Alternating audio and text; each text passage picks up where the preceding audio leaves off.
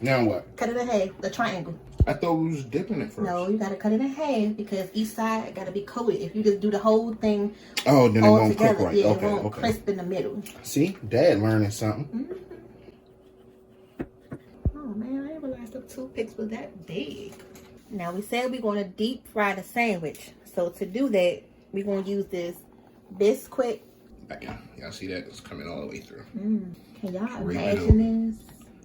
Drape it over.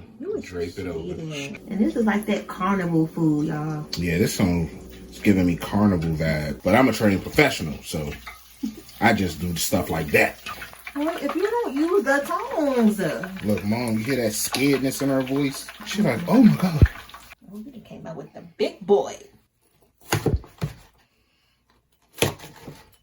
Oh my God. And there you have it. Homemade Monte Cristos with raspberry preserve. Oh yeah. Who gonna take the first bite?